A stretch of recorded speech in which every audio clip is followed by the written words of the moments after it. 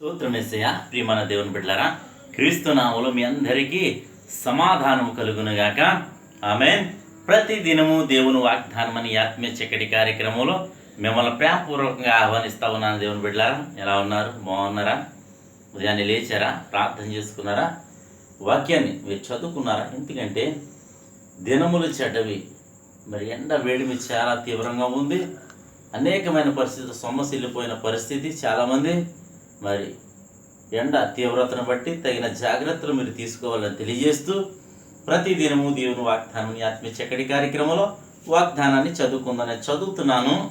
యెహెజ్కేలు గ్రంథము 36వ అధ్యాయము 11వ వచనం. మీ మీద మనుషులను పశువులను విస్తరింపజేసేదను, అవి విస్తరించి అభివృద్ధి నొందును. పూర్వం ఉన్నట్టు మిమ్మును నివాస స్థలముగా చేసి మునిపటి కంటే అధికమైన మేలు మీకు కలుగజేసేదను. అప్పుడు నేను యెహోవానై ఉన్నానని మీరు తెలుసుకుందురు. దేవునికి స్తోత్రం. హల్లెలూయా. ఇక్కడ చాలా చక్కటి అద్భుతమైన పరిస్థితి, మరి వాగ్దానం ద్వారా దేవుడు మనతో మాట్లాడుతూ సెలవిస్తున్న వాగ్దానం ఏంటంటే, మునిపటి కంటే అధికమైన మేలు నీకు కలుగజేస్తాను, అప్పుడు నేను యెహోవానై ఉన్నానని మీరు తెలుసుకుంటారు. మరి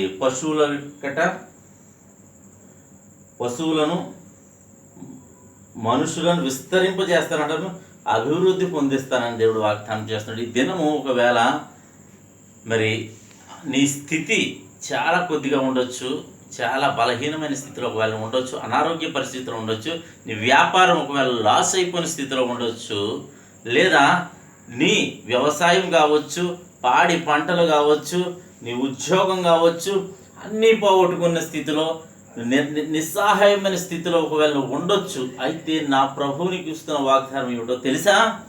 మునిపటి కంటే, ఒకవేళ నీకు ఇదివరకు ఒకవేళ స్థితి బాగుందేమో, ఇప్పుడు బాగోలేదేమో, అయితే ఇప్పుడు బాగోలేని స్థితి కంటే కాదు, నీకు ఒకవేళ ముందు ఉన్న స్థితి కంటే కూడా దేవుడు అత్యధికమైన స్థితిని దేవుడికి అనుగ్రహించబోతున్నాడు. కనుక ప్రియమైన దేవుని బిడ్డలారా, ప్రతి ఒక్కరూ ధైర్యం తెచ్చుకోండి, దేవునికి థ్యాంక్స్ చెప్పండి.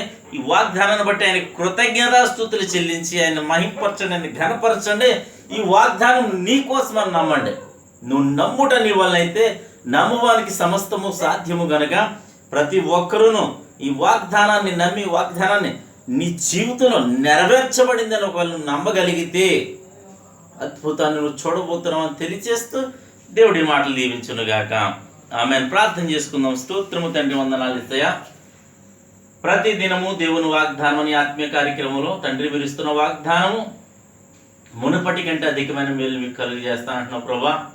ఎంతమంది ప్రజలు రోడ్డు మార్గం వెళ్తుండగా చదువుతున్నారో, యూట్యూబ్ ద్వారా, షేర్ చాట్ ద్వారా, ఫేస్బుక్ ద్వారా, నా తండ్రి ఆయా పరిస్థితుల ద్వారా నాయన నీ కృపించమని, నీ దయించమని తండ్రి మీ చిత్తం జరిగించమని ప్రార్థిస్తున్నాను. ప్రతి ఒక్కరి జీవితంలో వాగ్దానం నెరవేర్చమని, అలాగే ప్రభా మా గ్రామాన్ని, మా రాష్ట్ర దేశాన్ని కాపాడమని, సరిహద్దుల్లో నెమ్మదిని దయచేయమని, ఆయా ప్రదేశంలో నెమ్మదిన ప్రతి చోట నీ కాపుదల ఉంచమని, సమాధానం ఉంచమని, యవనస్తులకు చక్కటి సంబంధాలను గ్రహించమని, ఉద్యోగాలను బిడ్డలకు ఉద్యోగాలు దయచేయమని, గర్భంలో గర్భఫలాలు దయచేయమని తండ్రి.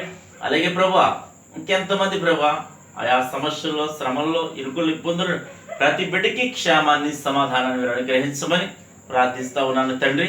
ఈ దినం ప్రభా నీ బిడ్డలు పెళ్లి రోజున, పుట్టినరోజున జరిపించుకొనిచున్న ప్రతి బిడ్డకి క్షేమాన్ని, సమాధానాన్ని సంవత్సరం అంతా దక్కినటం ఉంచమని, ఈ బిడ్డల దినం చేయు ప్రయాణాల్లో, ప్రయత్నాల్లో, రాకపోకల్లో సమస్తంలో మీరే తోడండి మహిమ పొందమని, ఎండ వేడిమి నుండి తప్పించమని యేసు నామమున అడుగుచున్నాను మా పరమ తండ్రి.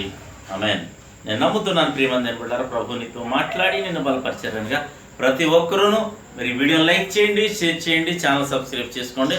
అలాగే మీ ప్రార్థన అవసరతలు కామెంట్ రూపంలో మీరు తెలియచేయండి. తద్వారా మేమును ప్రభు సన్నిధిలో మీతో కలిసి ప్రార్థన చేస్తామని తెలియచేస్తూ దేవుడు నిన్ను కుటుంబాన్ని దీవించునుగాక.